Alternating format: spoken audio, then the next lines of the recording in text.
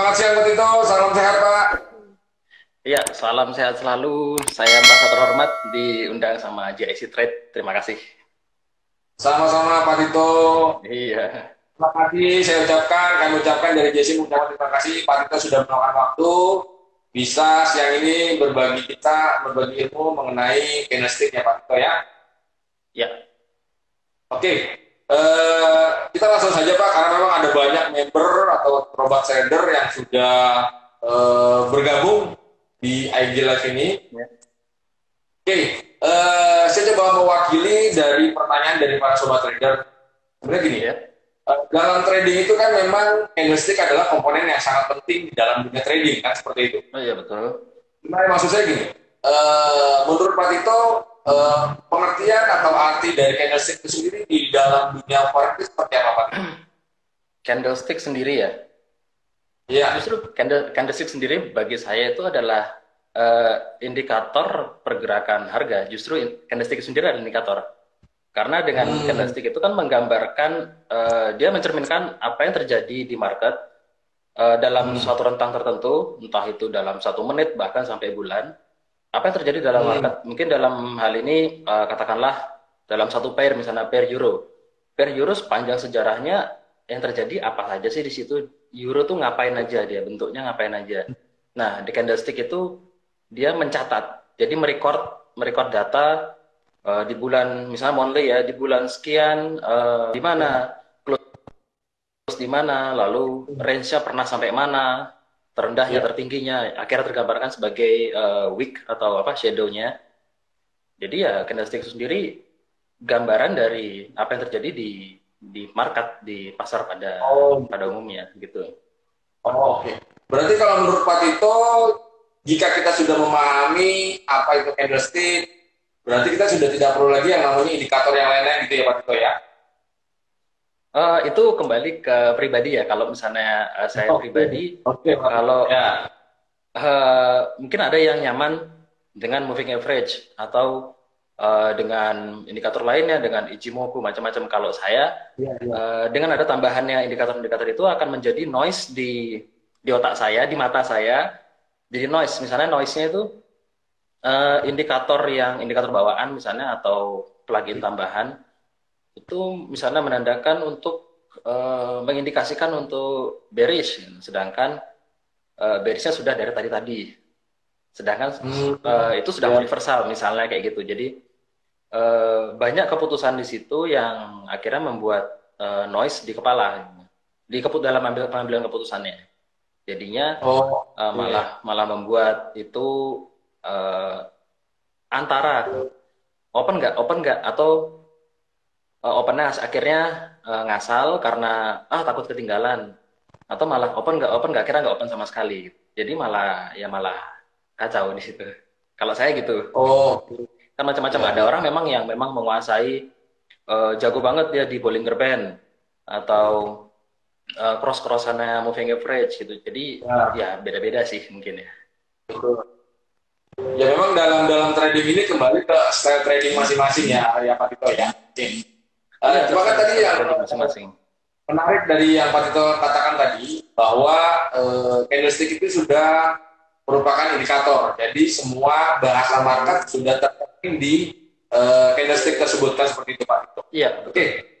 eh, yang ingin saya tanyakan di sini, pada umumnya kan ada banyak nih macam-macam atau tipe-tipe candlestick nih Pak Tito. Ya, Ya. kalau menurut Pak Tito itu ada beberapa tipe candlestick yang umum atau yang sering digunakan oleh para trader Pak Tito. Kalau menurut Pak Tito bagaimana Pak? Kalau bicara tipe candlestick, saya yang nggak pernah hafalin ya. Kayak misalnya ada Oh, apa ya, three black crows aku nggak salah ya, atau three white soldier ya, gitu misalnya untuk bear-nya, untuk indikasi untuk reversalnya, atau ada apa lagi, hammer, inverted hammer itu oh saya nggak ya, hafal, betul. dan lebih ke penggunaannya sebagai pola itu sebagai pemahaman. Misalnya terbentuk head and shoulders gitu ya, pemahamannya adalah itu ada struktur-struktur yang sudah terbentuk sehingga membuat sebuah level-level yang mana bisa menjadi acuan kita untuk menunggu untuk harga kembali ke level itu untuk open posisi. Jadi saya nggak paham misalnya kayak saya lupa hammer atau inverted hammer kalau yang pin barnya pressure-nya itu untuk untuk bearish pressure.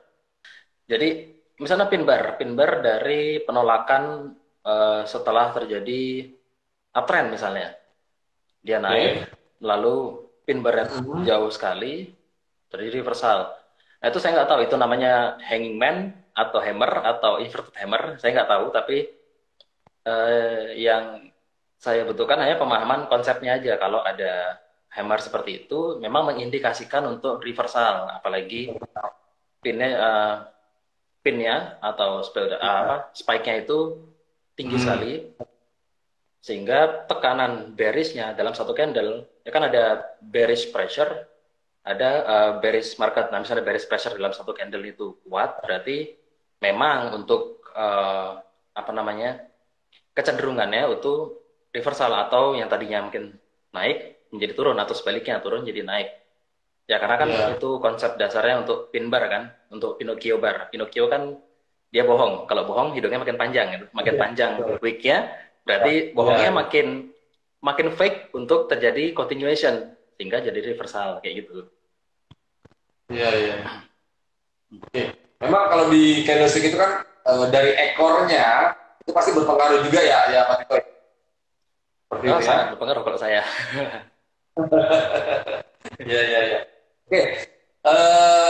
Pertanyaan selanjutnya nih buat Pak Tito. Pada Ya, saat mengimplementasikan candlestick tersebut di trading atau ya. di dunia market atau di market nasional ini, gimana caranya mengimplementasikan candlestick tersebut agar profit yang kita dapatkan ini continue gitu Pak? Tuh. Mengimplikasikannya ya Implementasikan. untuk Ya, ya. hanya dengan menggunakan candlestick itu bisa Mhm. take profit lah maksud saya seperti itu. Ya, jadi ini sebenarnya kompleks ya, karena saya biasa kasih penjelasan tuh dengan gambar, atau seperti belakang saya ada green screen tuh saya pakai biasa untuk di video. Itu Ya, ya, emang harus dengan gambar-gambar, dengan coret-coret. Jadi ya. candle-candle yang terbentuk kan ada chart pattern, ada candle pattern. Itu sudah hal yang berbeda kan. Chart pattern dari chart keseluruhan atau dari sebuah formasi.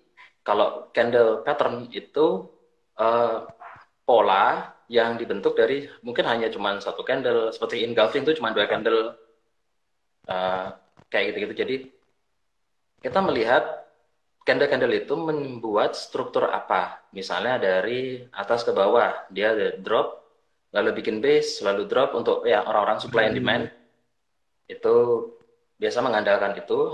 Ada sideways kecil dalam suatu tren, kemudian dilanjutkan tren yang searah. Mungkin dalam katakanlah ini dari bear, misalnya dari bearish.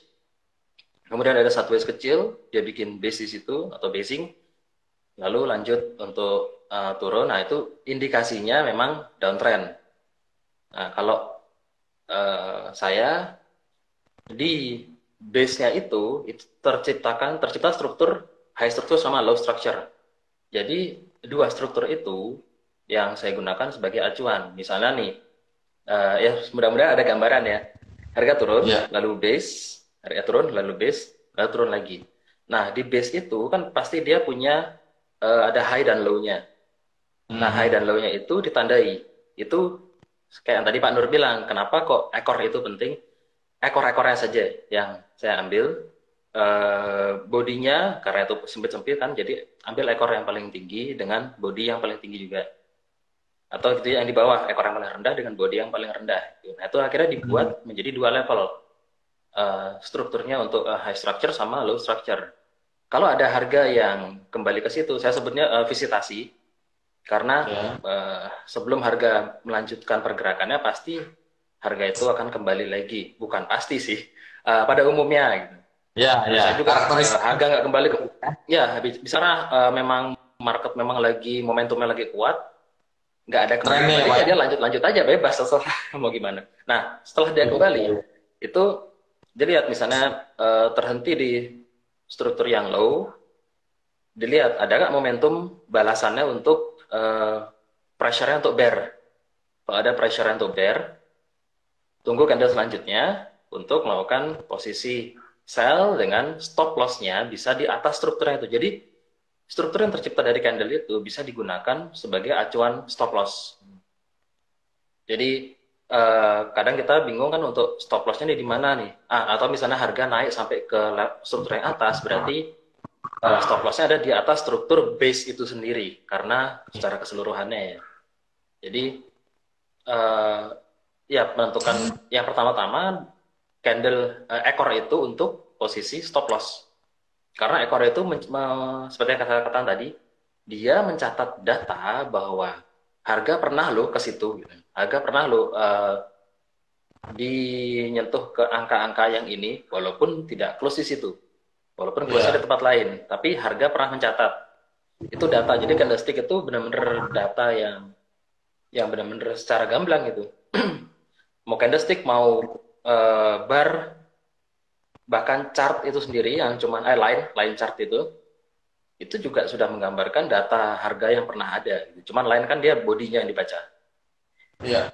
Candlestick itu ya mungkin lebih lengkap karena dia juga membaca pernah sampai mana harga. Entah itu mungkin ada terjadi katalis harga karena ada news kan katalisator yang baik, ya tinggi sekali, kayak NFP atau MC, ya itu sangat penting untuk ngelihat ekornya dah gitu.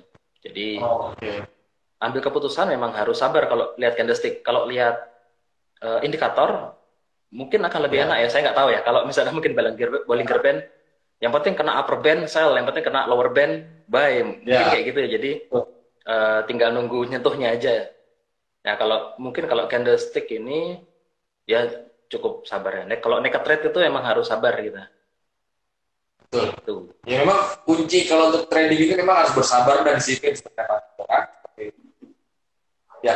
Terus kalau untuk Pak Tito sendiri di dalam trading itu kan candlestick ini kan merupakan indikator seperti Pak Tito katakan. Kalau Pak Tito sendiri mengcombine antara candlestick dengan data analisa fundamental atau seperti apa Pak? Mengcombine iya, tapi bukan berarti saya melihat fundamentalnya yang data perusahaan ya, fundamental yang secara esensinya fundamental itu kan kita melihat data-data perusahaan, data-data misalnya perusahaan di satu negara, misalnya di Amerika, gimana perkembangan, atau di Jepang gampang, gimana produsen mobil-mobil di Jepang, produsen kendaraan bermotor di Jepang, apakah mereka secara indeksnya mengalami kenaikan atau penurunan, misalnya kayak pandemi kayak gini, ada orang nggak yang beli kendaraan lebih atau enggak kan?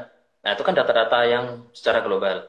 Tapi kalau saya mungkin nggak ada waktu untuk melihat itu semua, untuk baca itu, karena hal itu lebih baik untuk kalau misalnya saya trading di indeks atau di saham sekalian. Kalau di saham mungkin itu nomor satunya, baru nomor duanya dibantu dengan candle. Karena pola-pola di candlestick sama aja kok di saham, di forex, bahkan di binary juga.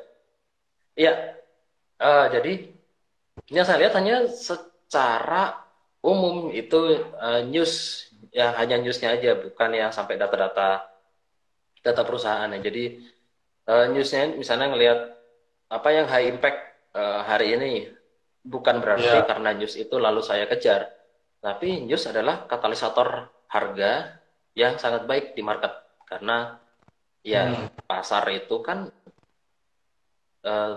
chart itu terjadi di MT4 Trading View dimanapun itu terjadi karena ada tindakan aktual dari para pelaku pasar. Betul. Nanti ditambah juga dengan kerjaannya big boys, big players untuk menggunakan news itu sebagai suka-sukanya mereka mau ngapain. Itu saatnya big boys memang bermain di situ. Jadi bukannya news kita langsung open posisi, tapi dengan news itu mungkin yang tadi kita nunggu, yang tadi saya katakan harga sudah terlanjur jauh jalan, nggak balik-balik ya udah kita nunggu pola berikutnya. Tapi ternyata mau ada news, coba ditunggu, ternyata newsnya itu mau memacu harga hanya kembali ke base yang tadi atau ke struktur-struktur yang tercipta sebelumnya dari uh, pola Ya. trennya tadi, dan akhirnya langsung kembali karena membentuk ekor yang sangat panjang sekali. Nah itu sama aja tuh, harga sudah terjadi visitasi di situ. Kalau sudah terjadi Hmm. visitasi berarti sudah, kalau saya itu merupakan sebuah konfirmasi untuk oke, open posisi untuk keputusan kayak gitu. Oke, oke. Ya, dalam membaca candlestick ya Pak Tito ya, itu kan di dalam trading kan banyak time frame Pak Tito. Ya, Itu bagusnya kita kalau sebagai trader ini membaca karakteristik candlestick itu bagusnya di time frame berapa? tergantung ya. Kalau misalnya Anda scalping, ya jangan time frame weekly. Iya. Ya itu ekstrim sekali ya. Ya kalau scalping ya time frame-nya ya M5, M1. M5, M1. Untuk day trade itu M5 ke M30. Untuk swing biasanya ngambilnya 15 ke 1 jam. Selebihnya dari itu, saya sudah anggap itu positional trader. Apalagi sampai ke Hmm. 4 jam, 4 jam, 1 minggu. Itu sudah positional trader itu. Itu eh, sebaiknya di saham, bukan di forex atau Oh, di gold gitu. Karena apalagi di gold yang eh, volatilitasnya seperti itu, kalau dengan eh, dana yang tidak mumpuni, lebih baik nggak usah. Lebih baik ya. day trade, swing, day trade, atau scalping sekalian. Seperti itu. Oke, jadi time frame itu menyesuaikan dengan Saya sih bukan dengan style, tapi dengan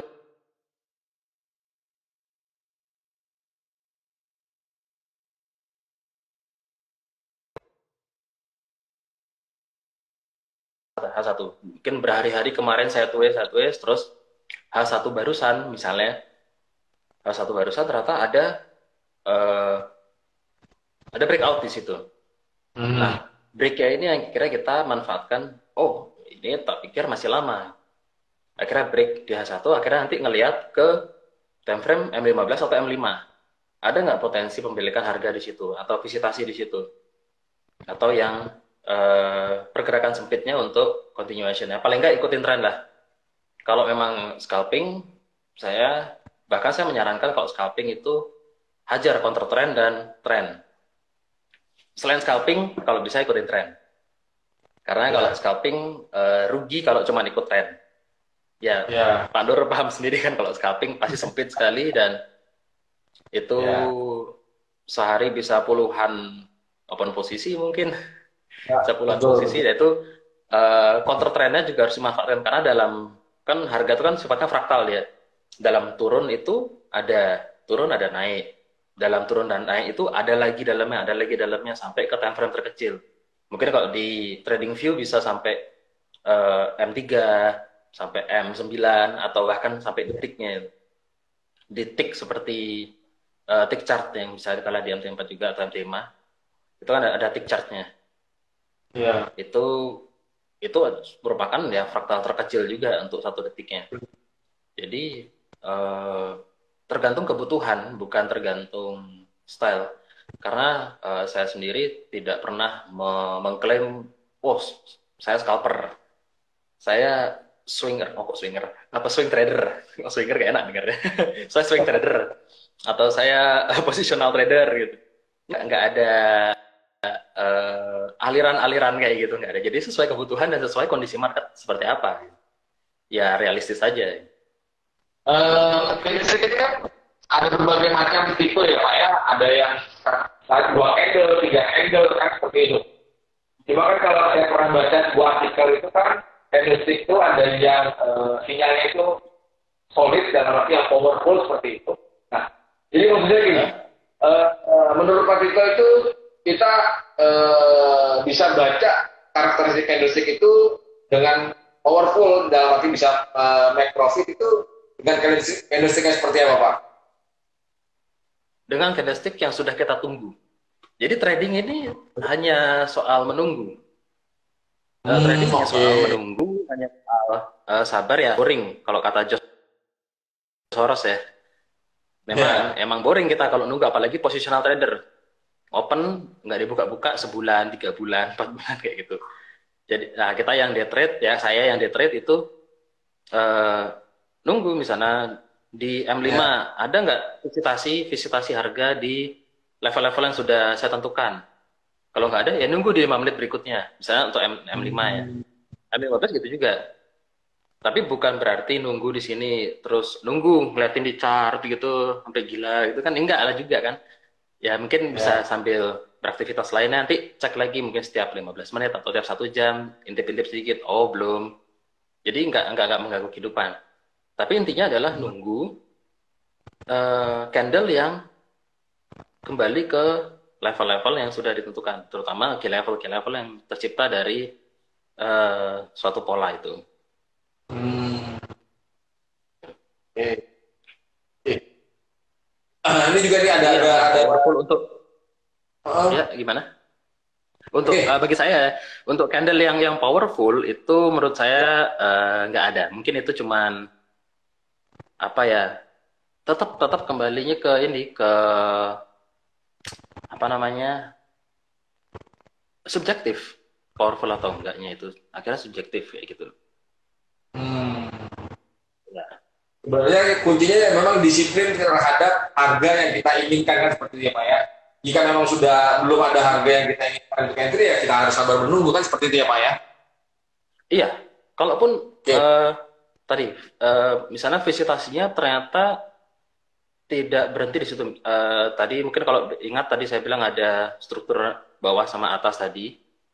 Kalaupun Ya. ternyata harga kembali dan menghantam semuanya, jadi nggak ada yang berhenti di situ, nggak ada yang close, Ya. dan dia close di luar itu, di luar level itu, akhirnya dilakukan apa? Nunggu lagi, nunggu level baru yang terbentuk, nunggu struktur baru yang terbentuk lagi. Jadi menunggu kembali karena yang tadi sudah dijebol ini, itu berarti Ya. levelnya tidak kuat, tidak powerful.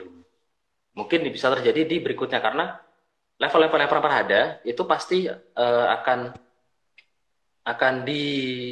dikunjungi kembali di kemudian hari atau di waktu ke depan. Jadi kalaupun itu sudah dijebol ternyata, oh ini kan nyatanya harga sudah lewat, sudah masuk ke visitasi, masuk tapi lewat, berarti tidak berlaku untuk saat ini dan harus nunggu lagi ke depan untuk tercipta bentuk-bentuk yang diinginkan, yang sudah direncanakan seperti itu. Jadi jangan Oke. ego, oh harga sudah ke sini, tapi kok dia lewat ya? Wah tapi feelingku untuk turun, ah ya udah gambling aja Anda. Jadi trading main feeling dong ya Pak ya. Trading di kasino jadinya ya Pak.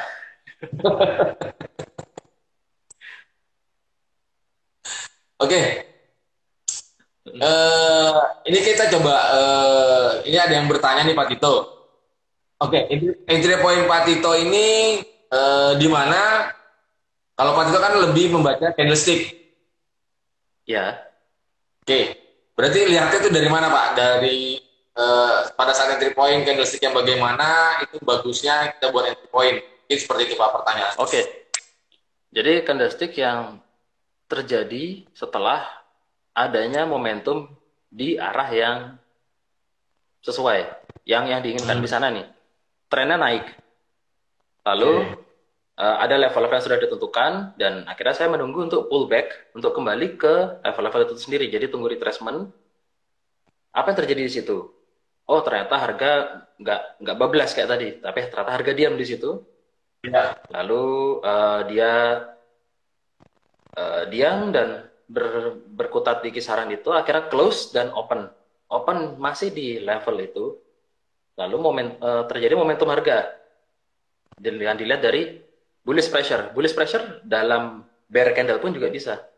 Jadi candlenya bear, tapi kalau tekanannya itu bull, dalam artian berarti bear dengan pin yang panjang, dengan ekor yang panjang, itu berarti punya tekanan dari pembeli, dari buyer.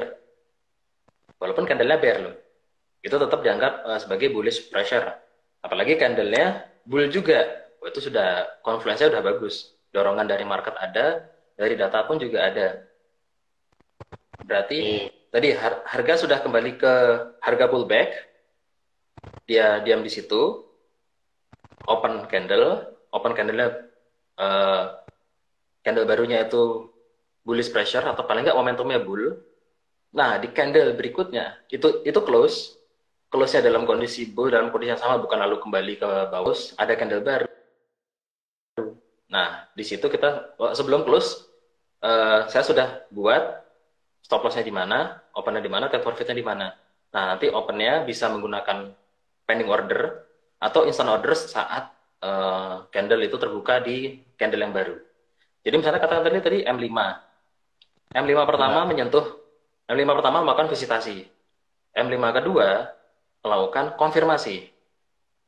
M5 yang baru, yang berikutnya, jadi dalam waktu 10 menit ini mendapatkan keputusan di candle yang baru untuk M5 yang baru ini, untuk akhirnya dalam 15 menit proses trading kita sudah selesai untuk open posisi.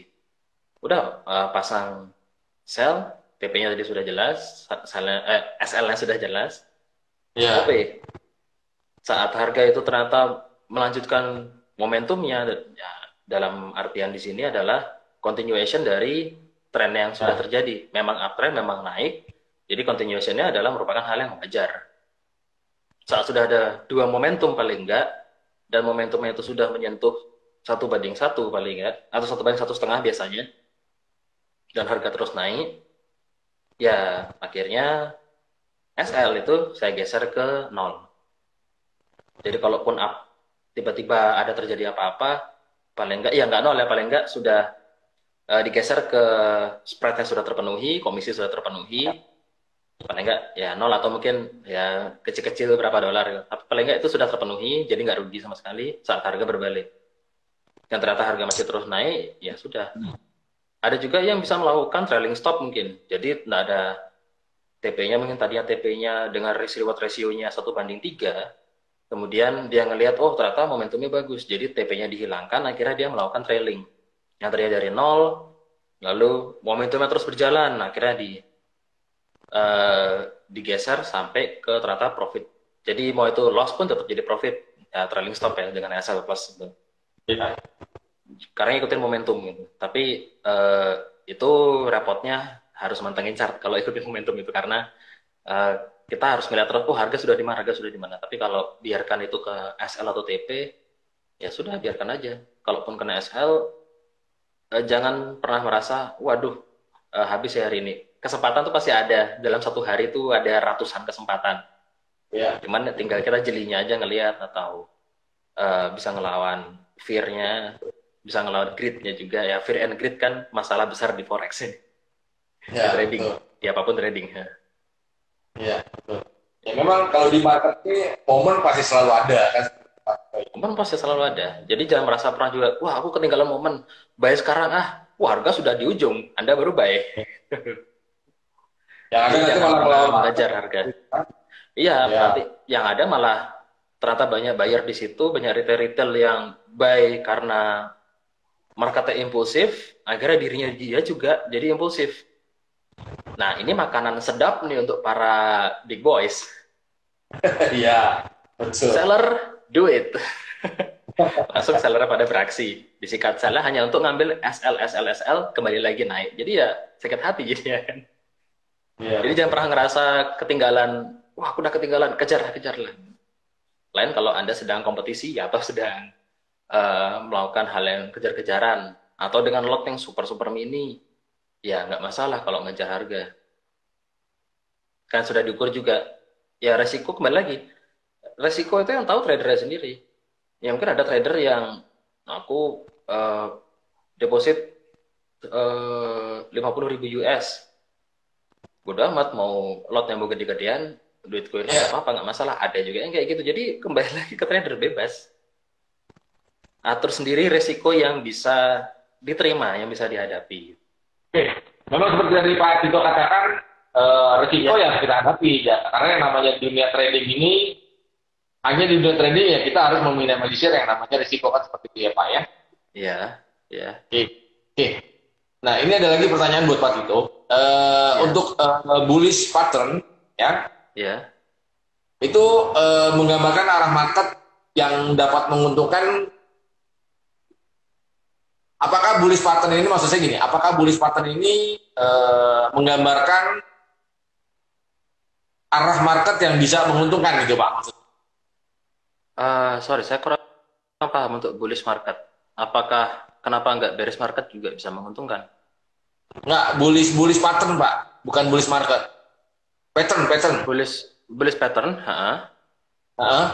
Itu ini apa bentuknya menggambarkan bullish. arah bullish pattern itu apakah menggambarkan arah market yang bisa menguntungkan trader gitu maksudnya?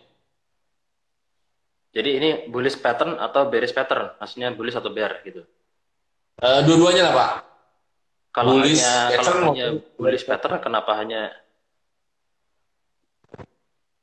ya? Soalnya kalau ngomong bullish pattern ini konteksnya kita bicara saham, karena hanya mengharapkan bull ya. oh iya betul. Oke. Karena one way Kalau kan. ya untuk menggambarkan arah itu sebenarnya level yang sudah kita tentukan. Misalnya saya sudah menentukan sebuah level, itu berarti berdasarkan pattern yang sudah terjadi sebelumnya. Yang terjadi sebelumnya apa? Misalnya terjadi sebelumnya adalah bull, lalu sideways, lalu bull, lalu sideways, lalu bull lagi. Oh, ini sudah jelas sekali bahwa uptrend kan.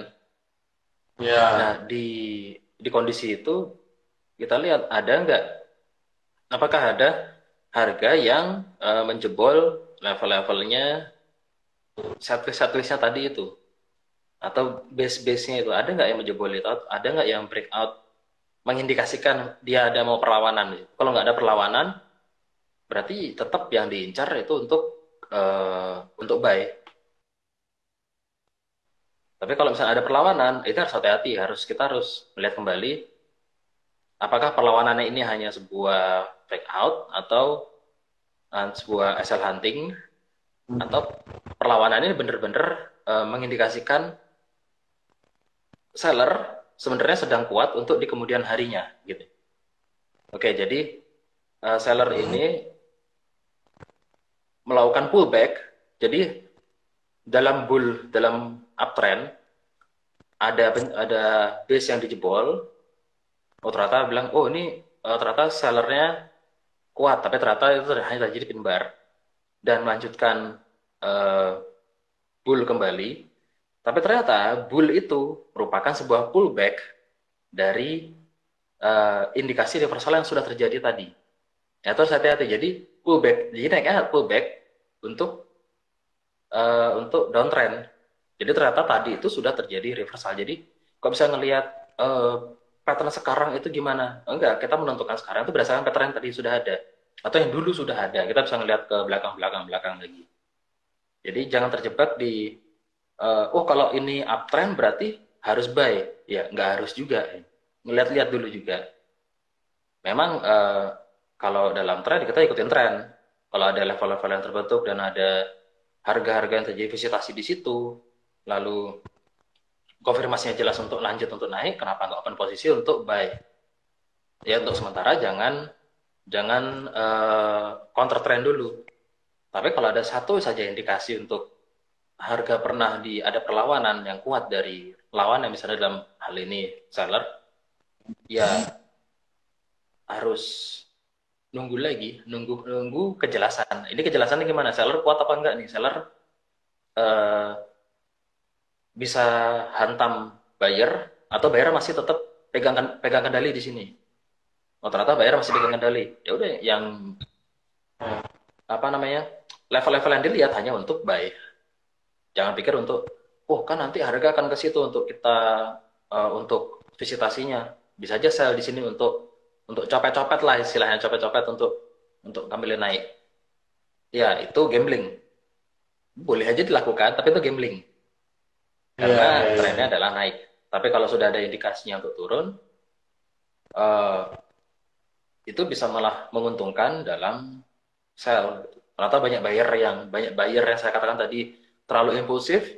Akhirnya di titik itu banyak buyer yang masih memikirkan, oh kan ini masih uptrend, masih naik, masih buy. Ternyata buyer itu jadi jaring para big boys untuk disikat selnya. Akhirnya seller pegang kendali nanti pergerakan berikutnya kayak gitu. Oh, oke. Oke. Ya, ini ada pertanyaan lagi nih, Pak Tito. Kalau Pak Tito sendiri dalam trading, apakah mengkombinasikan antara candlestick dengan indikator yang lain, Pak? Nggak ada indikator yang lain yang seperti yang lagging indikator ya. Kenapa saya nggak pakai? Karena itu Ya. nge-lag. Ya, dia lagging indikator. Dia pasti ada ya nunggu harga selesai baru indikator itu tercipta. Jadi malah candlestick sebagai indikatornya. Ini mungkin ya saya kontroversial ngomongnya. Jadi moving Ya. average terbentuk itu karena ada candlestick. Bukan sebaliknya, bukan oh kan moving average mau seperti ini lalu candlestick. Kalau menurut saya enggak. Moving average itu akan di sini karena candlestick begini atau Bollinger Band akan begini karena candlestick itu begini. Atau parabolic SAR, ya titiknya akan keluar di mana karena candlestick berhenti di situ. Jadi candlestick adalah indikatornya indikator. Malah kayak Ya. malah lucu kan. Jadi candlestick itu jadi indikator untuk indikator itu bekerja. Nah, jadi saya lebih ke indikator yang freehand. Maksudnya yang gambar-gambar atau di MT5 sebutannya objek ya, untuk objek. Jadi kita bisa pilih objek. Nah, di situ ya gambar-gambar kayak gambar kotak, gambar garis untuk trend line, untuk support, resisten, supply, demand, Ya. kotak segitiga, bulat, X, apalah itu. Berarti kalau lebih ke kayak Jadi namanya ya, pincak. ya, Mapping ya. Oke. Ya, ada lagi nih pertanyaan. Kalau menurut Pak Tito nih, ya, apakah dengan hanya menggunakan candlestick ini? menentukan arah harga, siapa saya, Pak? Iya, kayak kalau kasar ngomong kayak gitu. Kalau menentukan menentukan arah harga, iya siapa saya mau bisa menentukan, oh ini harga pasti mau naik, oh ini harga pasti turun. Agak dengan candlestick ini membuat kita lebih mudah bereaksi terhadap harga. Jadi harga itu sudah beraksi, price action, harga sudah beraksi, ya kita bereaksi. Kita sebagai trader bereaksi terhadap aksi yang sudah dilakukan oleh harga tersebut. Harga sudah capek-capek beraksi nih dalam price action, terus kita diam aja gitu, kita nunggu hal lainnya. Jadi si harganya dikacangin dong, kasihan dong dia. Jadi kita bereaksi terhadap harga itu. Jadi harganya Ya. kayak gini memberikan sinyal ke mata kita, ke otak kita, oh ini seperti ini, bagaimana mengolah keputusannya. Lalu akhirnya bukan menentukan, oke seperti ini harga naik, saya melakukan long. Wah seperti ini, wah harga sudah jenuh nih di atas nih, kita short rame-rame. Bukan gitu juga, kita bereaksi karena harga mengindikasikan adanya potensi, tetap potensi. Mau harga naik atau turun itu potensi. Misalnya dalam suatu kondisi, katakanlah untuk sebentar lagi mau ada US election. Nah di US election ini penundaannya seperti apa yang terjadi di market? Lalu nanti pas US election apa yang terjadi? Kita hanya bereaksi aja. Harga tuh mau gimana? Momen-momen seperti itu menjadi katalisator sebagai harga untuk bergerak dan kita nggak bisa menentukan harga ini mau kemana dan oh dengan pola seperti ini dengan candle seperti ini head and shoulders sudah pasti ini harga berikutnya akan jatuh gitu. Kalau ada breakout gimana? Atau ada berita-berita yang mungkin melemahkan mata uang itu secara fundamental, kita nggak tahu. Itu biasnya banyak terjadi, bias-bias yang seperti itu tuh banyak terjadi di H1 dan M30 menurut saya ya. Itu adalah bias market sesungguhnya karena itu time frame yang apa ya, di antara manusia tidak ngapa, jadi ada di situ Kalau di gelombang itu seperti di theta ada di situ. Jadi Ya. untuk bias yang jelas itu lihat di time frame besar.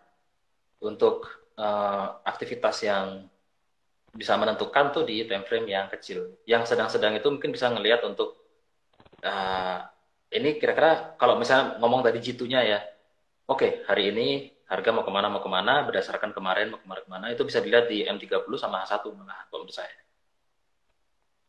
Tapi ya 30 kembali lagi ke sama tadi, saya tidak menggunakan jurus jitu untuk menentukan arah harga. Saya ya. nggak punya jurus jitu itu. Oke, ya.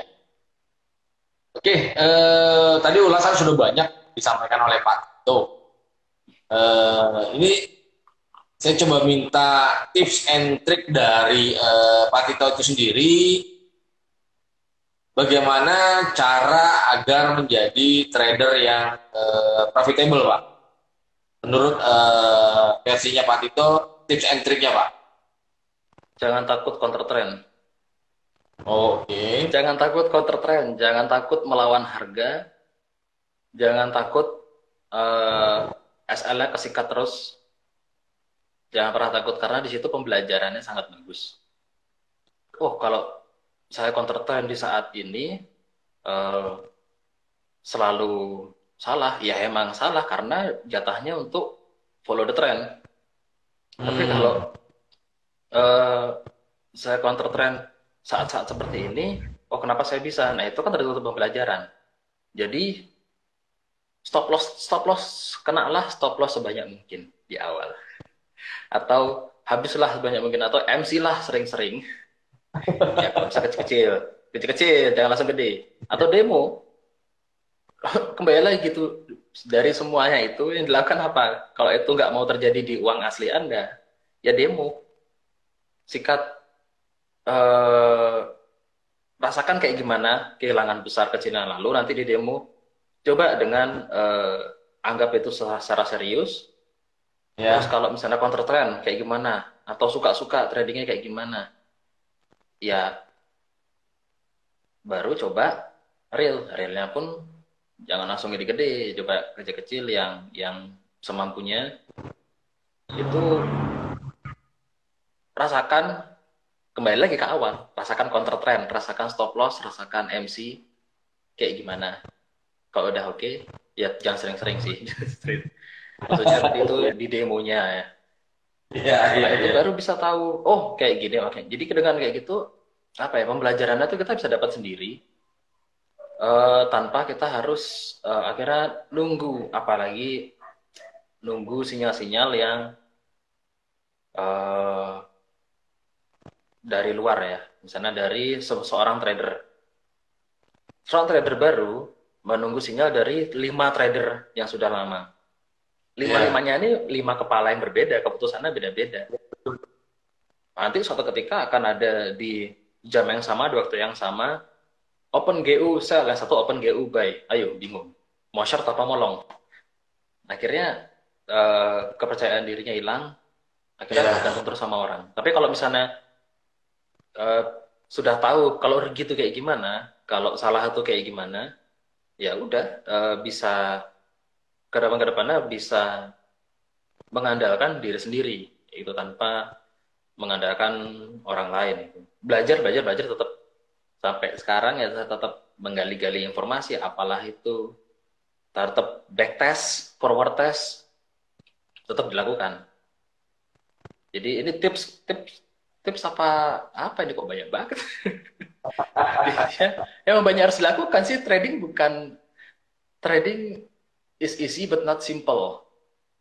Itu kontra ini kan Iya. sebenarnya. Trading is easy but not simple.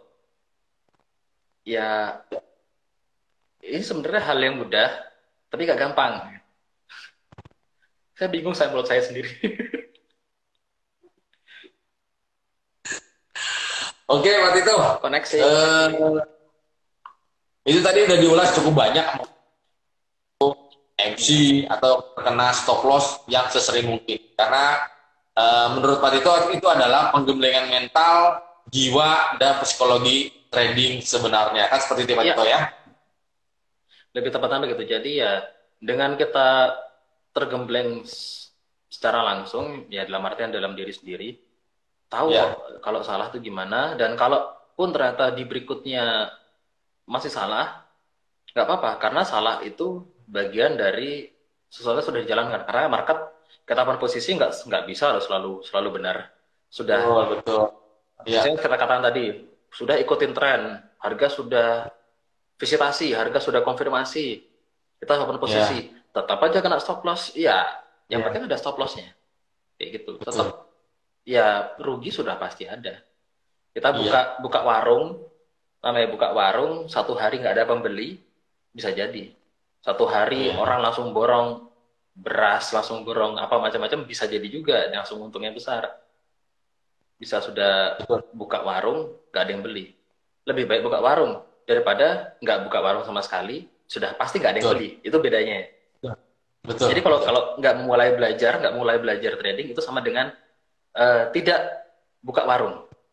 Tapi dengan Ya, buka warung itu sama dengan kayak belajar trading. Mulai belajar trading, mulai tahu seperti apa yang terjadi berikutnya itu ya urusan nanti. Yang penting sudah dijalankan dulu. Mau itu ada pembeli mau ya. enggak, itu belakangan. Yang penting sudah buka dulu. Udah belajar dulu. Ya juga saya juga lihat di GIC Trade ada edukasinya macam-macam, itu sudah ya pelayanan yang bagus, bagus sekali itu.